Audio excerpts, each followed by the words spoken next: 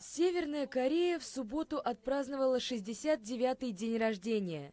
По случаю события состоялась церемония возложения цветов к статуям бывших лидеров страны. На кадрах, показанных корейским центральным телевидением, видно, как множество людей несут букеты к статуям основателя страны Ким Ир Сена и ее бывшего руководителя Ким Чен Ира. На церемонии присутствовали военные и высокопоставленные северокорейские чиновники. В воскресенье корейское телевидение также сообщило, что лидер страны Ким Чен Ын устроил масштабный праздник для ученых-ядерщиков и техников, которые на прошлой неделе провели шестые и пока самые мощные ядерные испытания.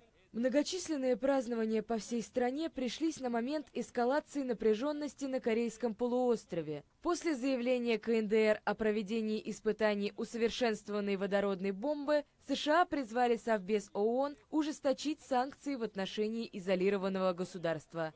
Россия и Китай призывают стороны к диалогу и считают, что новые санкции вряд ли помогут разрешить конфликт.